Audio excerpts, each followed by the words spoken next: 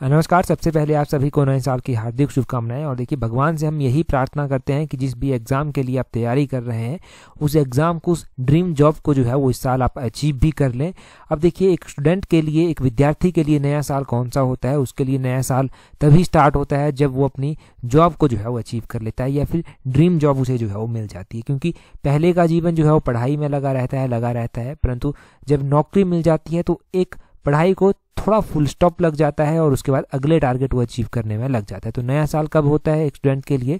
जब वो अपनी ड्रीम जॉब को या फिर उसको नौकरी जो है वो मिल जाती है। तो हम उम्मीद करते हैं कि 2025 का साल जो है वो नया साल ही आपके लिए रहे और इस साल जिस भी एग्जाम के लिए तैयारी कर रहे हैं उस एग्जाम में जो है वो सफलता मिले और फाइनली जो है वो मेरिट लिस्ट में आपको अपना नाम देखने को मिले और इन सभी टारगेट्स को आप अचीव कर पाएं। उसके लिए हमारी तरफ से आपको ऑल द बेस्ट और अगेन हैप्पी न्यू ईयर। तो स्टार्ट करते हैं आज की वीडियो डिस्कशन को क्वेश्चन नंबर 1 से। क्वेश्चन नंबर 1 में बोलते हैं, who among the following introduced potato cultivation in Shimla hills in 1823। तो बोलते हैं कि 1823 में शिमला पहाड़ियों में आलू की खेती किसके द्वारा शुरू की गई थी? 1823 में शिमला की पहाड़ियों में आलू की खेती जो है वो स्टार्ट की जाती है और ये आलू की खेती जो है वो यहाँ पर स्टार्ट की गई थी कैनेडी के द्वारा। कैनेडी का पूरा नाम मेजर कैनेडी था। मेजर कैनेडी इनको कहते थे और इनके द्वारा शिमला की पहाड़ियों में जो था वो आलू की खेती जो था वो स्टार्ट की गई थी।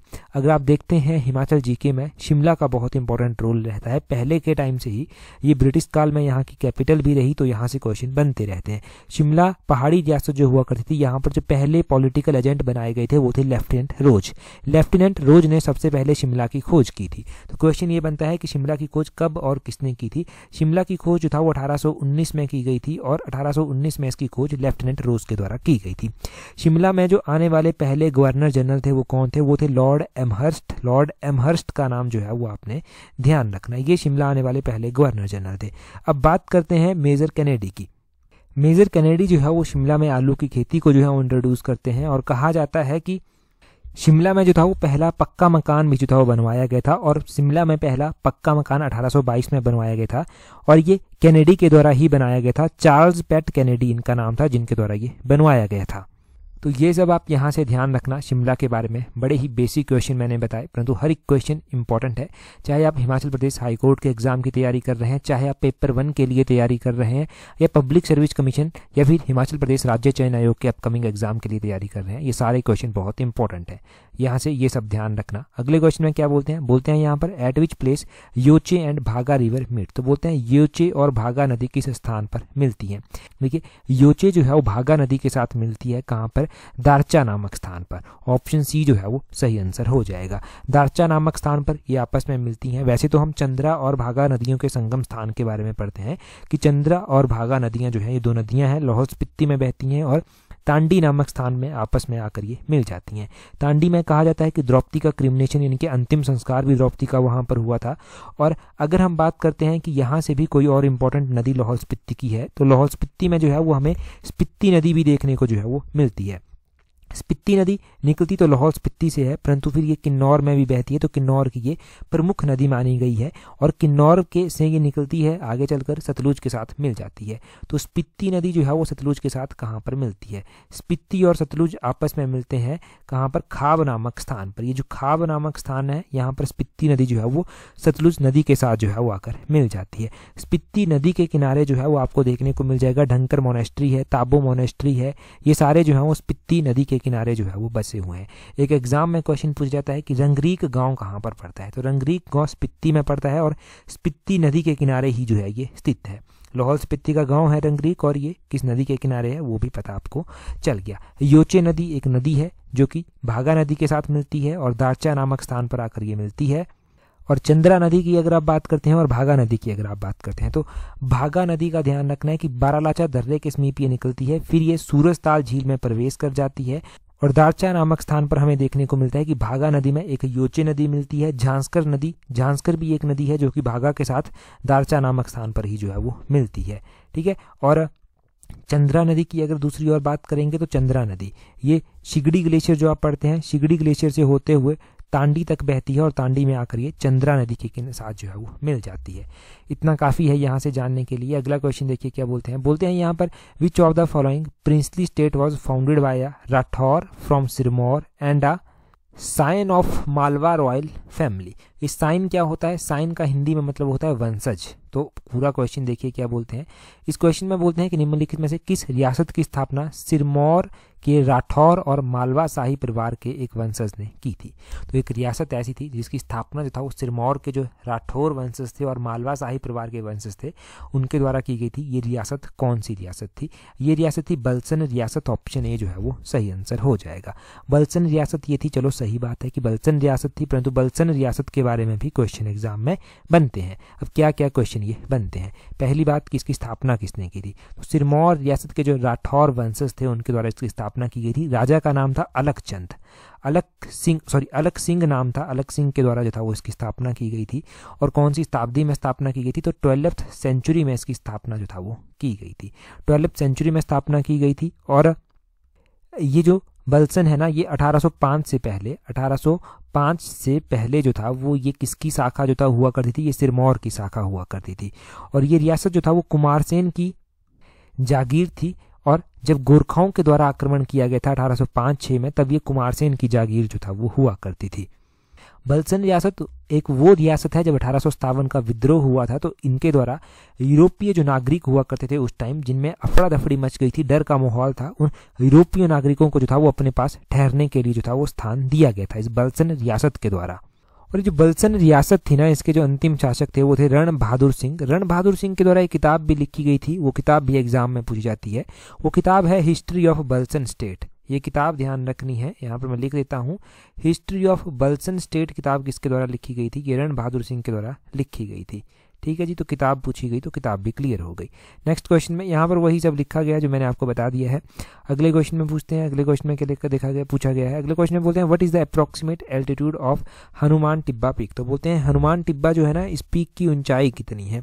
तो अगर हम बात करते हैं हनुमान टिब्बा, ये भी एक इम्पोर्टेंट पीक है और इसकी ऊंचाई जो है वो कितनी है? वो 5860 मीटर जो है वो आती है। ऑप्शन सी जो है वो सही आंसर हो जाएगा। हनुमान टिब्बे का एल्टीट्यूड आपको पता चल गया कि कितना है, 5860 मीटर जो है वो आता है। ऐसे क्या क्या और क्वेश्चन पूछे जाते हैं? एक तो क्वेश्चन सिंपल यहाँ से ये बनेगा कि हनुमान टिब्बा आता कौन से डिस्ट्रिक्ट में है? तो ये कुल्लू और कांगड़ा की बाउंड्री पर जो है वो आता है। ये ध्यान रखना है, कुल्लू और कांगड़ा इन दोनों की बाउंड्री पर जो है वो ये आता है। और दूसरा क्वेश्चन क्या बन सकता है? दूसरा क्वेश्चन कुल्लू की अलग अलग पीक्स के बारे में बन सकता है कि कुल्लू में कौन कौन सी पीक आती हैं, कितना एल्टीट्यूड उनका है। तो मोस्ट इंपॉर्टेंट मैं बता देता हूं, जैसे कि कुल्लू में दिब्बी बोकरी पिरामिड आता है, 6400 मीटर की ऊंचाई पर वो स्थित है। तो यहाँ पर मैंने लिख भी दिए साथ में। देखो दिब्बी बोकरी पिरामिड की अगर एल्टीट्यूड की बात करें तो कितना इसका एल्टीट्यूड बताया? 6400 मीटर मैंने बताया। श्रीखंड की अगर हम बात करते हैं तो श्रीखंड का एल्टीट्यूड है 5182 मीटर, 5182 मीटर इसका एल्टीट्यूड है। इंद्रकिला की बात करते हैं तो ये भी जो है वो कुल्लू में ही आता है और इंद्रकिला का एल्टीट्यूड कितना है? तो 4940 मीटर इसका एल्टीट्यूड है। 4940 मीटर इसका एल्टीट्यूड है।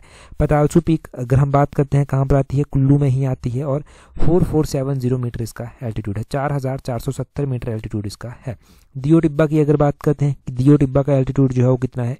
तो दियो टिब्बा भी कुल्लू में आता है, 6001 मीटर इसका एल्टीट्यूड है। 6001 मीटर इसका एल्टीट्यूड हो गया। तो ये सारे हमने क्लियर कर लिए जो इंपॉर्टेंट हैं कुल्लू के। एक सोलंग पीक आती है, सोलंग इंपॉर्टेंट टूरिस्ट प्लेस भी है। तो सोलंग का एल्टीट्यूड कितना आता है? सोलंग का एल्टीट्यूड आपने ध्यान रखना है 5975 मीटर एल्टीट्यूड इसका आता है। 5975 मीटर सोलंग का जो है वो एल्टीट्यूड आता है। तो ये हमने कुल्लू के क्लियर कर लिए। कांगड़ा का जो था इंपॉर्टेंट वन वो मैंने आपको बता दिया। कांगड़ा की बाउंड्री पर जो है वो कुल्लू की बाउंड्री पर ये पड़ता है। तो इतना यहाँ से क्लियर हो गया। हाँ, एक और क्वेश्चन कांगड़ा का कई बार बन जाता है, चोलांग पीक कहाँ पर आती है? ये चोलांग पीक धौलाधार पर्वत श्रृंखला में आती है डिस्ट्रिक्ट कांगड़ा में और इसका एल्टीट्यूड है 3270 मीटर, 3270 मीटर इसका एल्टीट्यूड है। तो चोलांग पीक अब आपने यहाँ से नोट कर ली। अगले क्वेश्चन में बोलते हैं Dhami firing tragedy took place in which year. Dhami गोलीकांड हुआ था। बोलते हैं धामी गोलीकांड जो है वो कौन से वर्ष जो था वो कौन से वर्ष हुआ था, परंतु यहाँ पर एग्जैक्टली ईयर आपको डेट और मंथ भी पता होना चाहिए ईयर के साथ साथ। धामी गोलीकांड की अगर हम बात करते हैं 1939 में हुआ था। ये तो आपने हिमाचल जीके में पढ़ा ही है। पढ़ा तो आपने ये भी है कि एग्जैक्टली कब हुआ है, परंतु याद नहीं रहता। 16 जुलाई को ये हुआ था। 16 जुलाई 1939 को ये हुआ था। यहाँ पर 1939 जो है वो होगा 1939, 16 जुलाई 1939 ऑप्शन बी जो है वो इसका सही आंसर आ जाएगा। अब धामी गोलीकांड की अध्यक्षता कौन कर रहा था? मेन लीडर इसके कौन थे? भागमल सोहटा जो था वो मेन लीडर इसके हुआ करते थे। क्या हुआ था उस टाइम की धामी गोलीकांड जो था वो हुआ था?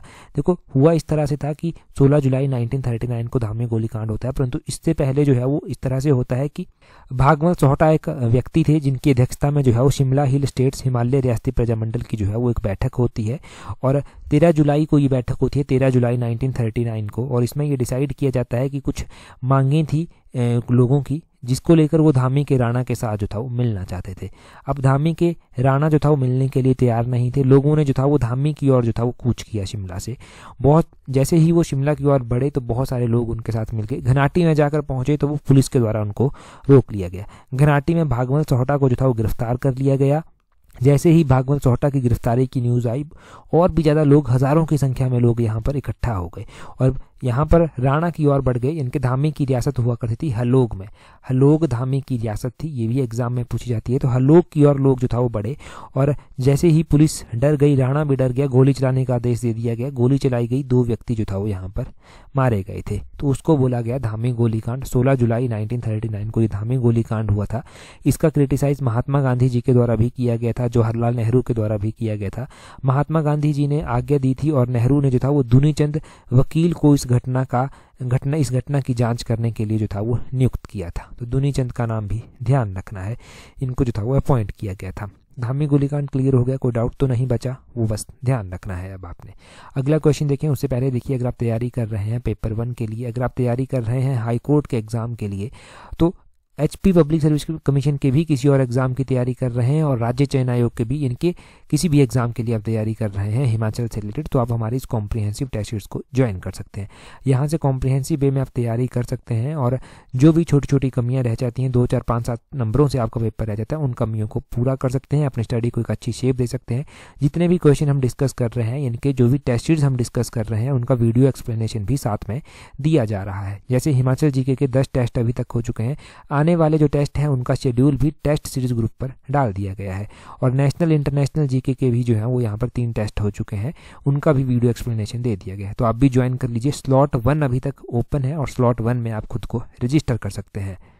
नए साल में नई एनर्जी के साथ अपनी स्टडी को एक अच्छी शेप यहाँ से आप दे सकते हैं। अगला क्वेश्चन देखते हैं हमारे पास क्या बोलते हैं। अगले क्वेश्चन में बोलते हैं Bujru community spread in all district of Himachal Pradesh except. तो बोलते हैं कि बुजरू समुदाय हिमाचल के किन जिलों को छोड़कर बाकी सभी जिलों में फैला हुआ है। तो बुजरू कम्युनिटी है हिमाचल प्रदेश में और ये हिमाचल प्रदेश के लगभग 10 जिलों में जो है वो फैली हुई है।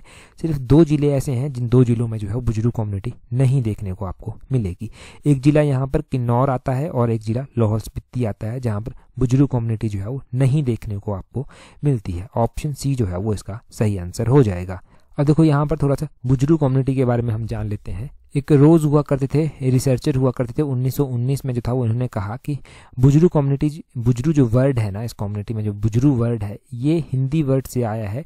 हिंदी वर्ड है भुजना, भुजना वर्ड से जो है ये आया है और भुजना का मतलब होता है जो दूसरों के माइंड को जो है वो पढ़ सकता है, उसकी प्रेडिक्शन जो है वो कर सकता है। तो इस तरह से ये बुजरू शब्द आया है इनके अकॉर्डिंग 1919 में। अब ये भी क्वेश्चन बनता है कि किसके अकॉर्डिंग क्या हुआ था, तो ये बस इस तरह से स्टेटमेंट ये ध्यान रखनी है। ये जो है इनके बारे में ये भी ध्यान रखना है कि इनको जो है वो अलग अलग, ये जो बुजरू कम्युनिटी है इसको जो है वो अलग अलग नाम से अलग अलग स्थानों में जाना जाता है। जैसे कि इनको कुछ स्थानों पर पांडा कहा जाता है, बिलासपुर के कुछ स्थानों पर इनको पांडा कहा जाता है, मंडी के कुछ स्थानों पर इनको ज्ञानी कहा जाता है और पंडित जी भी जो है वो इनको कहा जाता है। ये जो है वो अपने नाम के साथ शर्मा और अग्निहोत्री सरनेम जो है वो लगाते हैं। तो इस तरह से ये भी क्वेश्चन पूछ जाते हैं कि कहाँ पर इनको क्या कहा जाता है।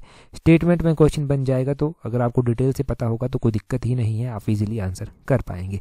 इनका जो ऑक्यूपेशन है, जो ये काम करते हैं वो क्या करते हैं, तो इनका जो ऑक्यूपेशन है वो दान मांगना इनका ऑक्यूपेशन है। पारंपरिक व्यवसाय इनका ये कहा जाता है, जिसमें ये ग्रहण का जो दान होता है उसको लेते हैं। तोला जो करवाते हैं, तोला दान ये लेते हैं, जिसमें उड़द, तिल, सरसों, नमक, तेल के रूप में जो है वो लिया जाता है।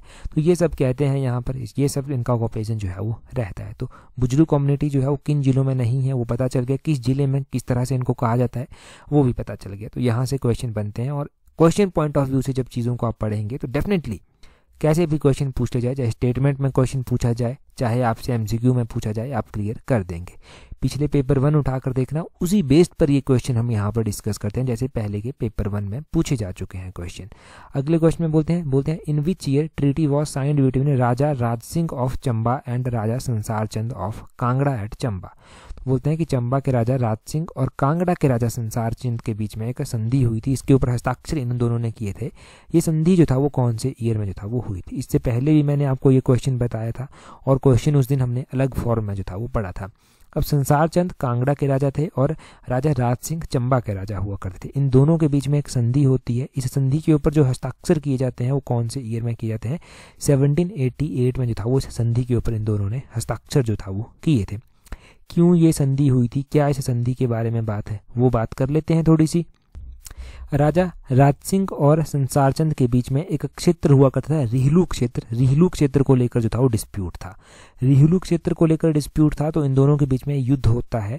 ये युद्ध शाहपुर में जो है वो युद्ध होता है। अब ये युद्ध कौन से ईयर में होता है, शाहपुर में युद्ध होता है। शाहपुर के नेरती के समीप ये युद्ध होता है, तो नेरती की लड़ाई भी इसको बोलते हैं।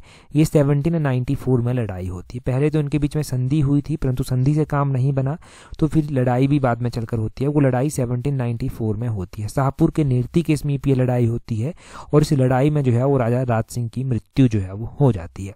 राजा राज सिंह की मृत्यु यहाँ पर हो जाती है। तो राजा राज सिंह के बारे में ये सब ध्यान रखना है कि इनकी मृत्यु कैसे हुई थी, नेरती का युद्ध कब हुआ था, शाहपुर के समीप ये नेरती पड़ता है जहाँ पर ये युद्ध हुआ था। और एक और क्वेश्चन यहाँ से ध्यान रखना है कि राजा राज सिंह जो था इन्होंने अपने दरबार में बहुत सारे ऐसे कलाकारों को शरण दे रखी थी जो एग्जाम पॉइंट ऑफ व्यू से भी इंपॉर्टेंट है। जैसे कि निक्का एक कलाकार थे जिनको इन्होंने शरण दी थी। निक्का के अलावा छज्जू को भी शरण दी गई थी इनके द्वारा। छज्जू को शरण दी गई थी इनके द्वारा जो था वो हरकू को शरण दी गई थी। अपनी रियासत में हरकू को इन्होंने शरण दी थी। तो इस तरह के निपुण कलाकारों को इन्होंने शरण दी थी। और चंबा का एक और क्वेश्चन आपको याद हो जो हमने प्रीवियसली पढ़ा था, एक पेपर हमने डिस्कस किया था, उसमें पूछा गया था ये क्वेश्चन कि चंबा के कौन से राजा जो कि मोहम्मद गौरी के समकालीन हुआ करते थे, जिन्होंने 1191 से लेकर 1192 के बीच में मोहम्मद गौरी के आक्रमण का फ़ायदा भी उठाया था। किस तरह से फ़ायदा उठाया था मैं बात करता हूँ उसकी भी, परंतु 1191 से 1192 के बीच में जो मोहम्मद गौरी के समकालीन हुआ करते थे चंबा के राजा, वो विजय वर्मन जो था वो हुआ करते थे। जब मोहम्मद गौरी आक्रमण करता है तो ये फ़ायदा उठाते हैं और कश्मीर और लद्दाख के बहुत सारे क्षेत्रों के ऊपर जो है वो अपना कब्जा जो है वो कर लेते हैं। तो ये ध्यान रखना है, विजय वर्मन के द्वारा ये मोहम्मद गौरी 1191-92 के बीच में उस दौरान जो था ये राजा हुआ करते थे। और चंबा के एक राजा जो पृथ्वी सिंह जिनका नाम है, पृथ्वी सिंह के बारे में हमने क्या पढ़ा है, पृथ्वी सिंह की नर्स कौन हुआ करती थी, बाटलू नर्स हुआ करती थी। बाटलू नर्स ने पृथ्वी सिंह की जान बचाई थी। और फिर बाद में चलकर पृथ्वी सिंह शाहजहां के समकालीन जब हुए तो शाहजहां के साथ इनके अच्छे संबंध थे और शाहजहां ने इनको रघुवीर की मूर्ति भी भेंट की थी। जब चंबा डिस्ट्रिक्ट हमने टेस्ट सीरीज में पढ़ा है ना, तो चंबा डिस्ट्रिक्ट में ये सारे क्वेश्चन मैंने आपको बताए भी हैं। चंबा के एक राजा जिनको औरंगजेब के द्वारा ये आदेश दिया गया कि तुम्हारी रियासत में जितने भी हिंदू मंदिर हैं उन सबको नष्ट कर दो, ये थे चंबा के राजा चतर सिंह। और ये आदेश 1678 में दिया गया था। इस आदेश को मानने से चंबा के राजा ने इनकार कर दिया था, चतर सिंह ने इनकार कर दिया था। चंबा के राजा जिनके द्वारा भूरी सिंह म्यूजियम की स्थापना करवाई गई, जो सबसे पुराना म्यूजियम है हिमाचल का, भूरी सिंह म्यूजियम डिस्ट्रिक्ट चंबा में आता है। और भूरी सिंह म्यूजियम की स्थापना राजा भूरी सिंह के द्वारा ही करवाई गई थी, परंतु कौन से ईयर में, 1908 में करवाई गई थी। चंबा के कौन से राजा थे जिनके कार्यकाल के दौरान पहला विश्व युद्ध हुआ था। पहला विश्व युद्ध जब हुआ था तो चंबा के राजा जो था वो भूरी सिंह ही हुआ करते थे और भूरी सिंह ने अंग्रेजों की सहायता यहाँ पर की थी। चंबा रियासत के अंतिम राजा कौन थे, लक्ष्मण सिंह जो था वो चंबा रियासत के अंतिम शासक थे। और 15 अप्रैल 1948 को बिना किसी छेड़छाड़ से जो था वो चंबा रियासत को जो है वो हिमाचल प्रदेश में जो है वो मिला दिया जाता है। और चंबा रियासत हिमाचल प्रदेश का एक जिला बन गई थी उस टाइम। चंबा का जो एरिया है वो कितना आता है, 6528 स्क्वायर किलोमीटर जो है वो चंबा का एरिया आता है। अब चंबा का एरिया इतना आता है तो ये कितना परसेंट पूरे हिमाचल का कवर करता है, ये पूरे हिमाचल के एरिया का 11.71% अप्रॉक्सीमेटली जो है वो कवर करता है। 11.71% जो है वो ये कवर करता है। चंबा शहर रावी नदी के किनारे स्थित है और राजा साहिल वर्मन के द्वारा चंबा शहर की स्थापना की गई थी। 920 ईस्वी में चंबा शहर की स्थापना साहिल वर्मन के द्वारा की गई थी। आप मुझे कमेंट करके क्वेश्चन का आंसर बताइए कि हिमाचल प्रदेश की सबसे बड़ी नदी कौन है in term of volume. Volume के हिसाब से हिमाचल की सबसे बड़ी नदी जो है वो कौन सी है, largest river in term of volume जो है वो कौन सी है, जल्दी से कमेंट करके बता दीजिए। अगला क्वेश्चन देखिए क्या बोलते हैं which ruler of Kahlur converted to Islam and his tomb is situated in Kiratpur Punjab. तो बिलासपुर के एक ऐसे राजा भी हैं जिनका जो मकबरा या फिर जिनकी जो कब्र है वो कहाँ पर स्थित है, वो कीरतपुर पंजाब में जो है वो स्थित है, और इनके द्वारा जो था वो इस्लाम धर्म को भी अपना लिया गया था। ये कौन से राजा हुए बिलासपुर के कहलूर के, तो ये राजा हुए बिलासपुर कहलूर के ज्ञानचंद। ज्ञानचंद कौन से राजा थे, ज्ञानचंद वही राजा थे जो अकबर के समकालीन हुआ करते थे। सरहिंद के वायसराय के प्रभाव में आकर इनके द्वारा जो था वो इस्लाम धर्म को अडॉप्ट किया गया था। इस्लाम धर्म को तो इन्होंने अडॉप्ट कर लिया था, और इनकी जो कब्र बनाई गई थी, जब इस्लाम धर्म को अडॉप्ट किया गया तो ऑब्वियसली कब्र बनाई गई होगी। अभी जो कब्र बनाई गई इनकी, ये कहाँ पर बनाई गई, ये बनाई गई इनकी कब्र कीरतपुर में, और ये आज भी वहाँ पर देखने को जो है वो मिल जाती है। ठीक है जी, इनकी कब्र आज भी वहाँ पर देखने को मिलती है, ये कहा जाता है। और अलग अलग क्वेश्चन अब यहाँ से जो है वो बनते हैं। क्या क्या क्वेश्चन जो है वो इस रियासत के बारे में जो है वो बनते हैं। एक क्वेश्चन यहाँ से ये बन जाता है कि कहलूर किस रियासत का प्राचीन नाम है। बिलासपुर का प्राचीन नाम कहलूर है, और कहलूर की स्थापना किसके द्वारा की गई थी, तो बीरचंद के द्वारा कहलूर की स्थापना की गई थी। बिलासपुर जब बना तो बिलासपुर की स्थापना राजा दीपचंद के द्वारा की गई थी। दीपचंद के द्वारा जो था वो सुनहानी से अपनी कैपिटल को शिफ्ट किया गया था, और ब्यासपुर, जिसको बिलासपुर अभी कहते हैं, वहाँ पर राजधानी बनाई गई थी। 1654 में इनके द्वारा जो था वो बिलासपुर शहर की भी स्थापना की गई। बिलासपुर के ऐसे राजा जिनके द्वारा जो था वो संसार चंद को बहुत तंग किया गया था, तो संसार चंद को बहुत तंग किया था बिलासपुर के राजा, संसार चंद के द्वारा बहुत तंग किया गया था बिलासपुर के राजा महान चंद को। बिलासपुर के राजा महान चंद ने इसका बदला लेने के लिए गोरखाओं को इनवाइट किया, और गोरखाओं ने अटैक किया संसार चंद के ऊपर। फिर संसार चंद का पतन वहां से शुरू हो गया था।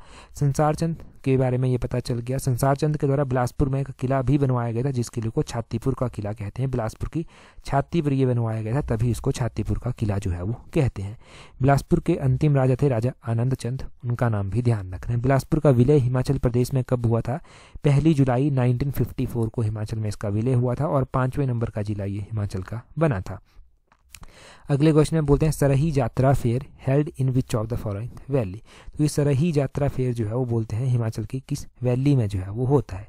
सरही यात्रा होती है कहाँ पर, नगर में जो है ये होती है, नगर वैली में जो है ये होती है, नगर वैली में ये होती है। और नगर यहाँ पर ऑप्शन में दिया गया है, नगर में जो है वो रोरी कार्ट गैलरी जो है वो आती है, रोरी कार्ट गैलरी आती है। नगर में माता त्रिपुरा सुंदरी का मंदिर भी जो है वो आता है। नगर में नगर कैसल भी जो है वो आता है, और नगर जो है वो ब्यास नदी के किनारे जो है वो स्थित है। माता त्रिपुरा सुंदरी का जो मंदिर है वो कौन से स्टाइल में बना हुआ है, वो पैगोडा आर्किटेक्ट स्टाइल में बना हुआ है। ये जो रोरी कार्ट गैलरी है, तो निकोलस रोरिक पेंटर थे एक, और रशियन पेंटर जो था ये हुआ करते थे, रशिया के ये पेंटर थे। कुल्लू की जो सरही यात्रा है, ये सरही यात्रा कौन से महीने में होती है, ये मई के महीने में जो है वो होती है।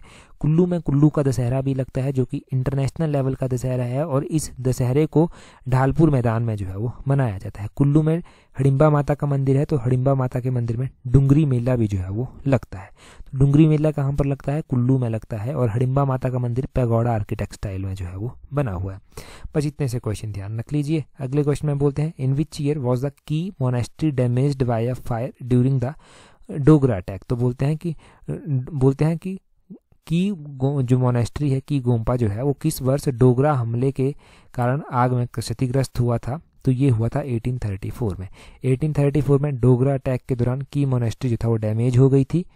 की मोनेस्ट्री लाहौल स्पीति डिस्ट्रिक्ट में स्थित है। थोड़ा थोड़ा हम मोनेस्ट्रीज के बारे में पढ़ लेते हैं। ये जो की मोनेस्ट्री है ये लाहौल में आती है, ये स्पीति में आती है। ये क्वेश्चन बनता है, तो ये मोनेस्ट्री स्पीति में जो है वो आती है। लाहौल स्पीति में क्या कोई और मोनेस्ट्रीज भी आती हैं, तो आती हैं, तो वो कौन कौन सी हैं यहाँ पर देख लो। लाहौल स्पीति की मोनेस्ट्रीज के बारे में थोड़ी सी जानकारी लिखी गई है। ताबो मोनेस्ट्री यहाँ पर आती है, ये शाशूद के द्वारा इसको बनवाया गया था 996 AD में, और कहा जाता है कि ये रिंचिन जांगो से जो था वो इंस्पायर होकर बनवाई गई थी। इसको अजंता ऑफ हिमालयस भी कहा जाता है। इसको जो था वो 1996 में बने हुए 1000 साल पूरे हो गए थे। सासूर मोनेस्ट्री 7th सेंचुरी में देवा ग्यास्तो के द्वारा जो था वो बनाई गई थी। लाहौल में ये स्थित है सासूर मोनेस्ट्री। कारदंग मोनेस्ट्री भी लाहौल में स्थित है, और ये जो है वो कारदंग विलेज में स्थित है। कारदंग विलेज जो है वो रांगचा पीक पर जो है वो स्थित है, और इस मोनेस्ट्री को जो था वो 900 AD में जो था वो बनवाया गया था। कहा जाता है कि ये मोनेस्ट्री 1912 में जो था वो 1912 तक जो था ये डैमेज्ड ही थी, परंतु लामा नूरवू के द्वारा फिर से इसको रेनोवेट जो था वो 1912 में करवाया गया था। एक तायुल मोनेस्ट्री आती है, तायुल गोम्पा जो है वो 17th सेंचुरी में लामा सारजा रिनचेन के द्वारा जो था वो बनवाया गया था। ठीक है, गैमूर मोनेस्ट्री भी आती है। गैमूर मोनेस्ट्री जो है वो लाहौल के हेडक्वार्टर केलोंग में जो है वो आती है। लाहौल स्पीति में मृकुला देवी मंदिर भी आता है और लाहौल स्पीति में त्रिलोकीनाथ मंदिर भी जो है वो आता है। तो और त्रिलोकीनाथ मंदिर में जो है वो अविलोकितेश्वर की पूजा जो है वो की जाती है। यहाँ पर हिंदू धर्म के लोग भी और बौद्ध धर्म के लोग भी दोनों ही जो है वो पूजा जाकर करते हैं। अगला क्वेश्चन देखिए, अगले क्वेश्चन में क्या बोलते हैं, परंतु उससे पहले आपने हमें टेलीग्राम पर ज्वाइन नहीं किया है तो अपने टेलीग्राम से सर्च करना @allexam31, आपको हमारा टेलीग्राम चैनल मिल जाएगा। टेलीग्राम पर हमें ज्वाइन कर लें अगर अभी तक नहीं जुड़े हैं। आने वाले एग्जाम्स की और इससे पहले भी जो भी इंपॉर्टेंट अपडेट्स रहती हैं वो सारी टेलीग्राम पर आपको दे दी जाती है। 35-36 हज़ार फॉलोअर हमारे टेलीग्राम पर हैं, तो जब @allexam31 आप सर्च करेंगे तो आपको हमारा चैनल ईजिली मिल जाएगा। अच्छा, क्वेश्चन आपके लिए देखिए क्या है, बोलते हैं which of the following is the correct pair of 2 temples of Swangla tribe of Himachal प्रदेश।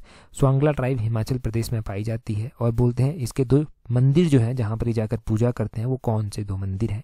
पिछली वीडियो में मिशन एलाइट की पहला ही क्वेश्चन हमने पढ़ा था, अभी कमेंट करके अपना आंसर बता दीजिए। That's all for today. Thank you very much for watching and listening it very patience.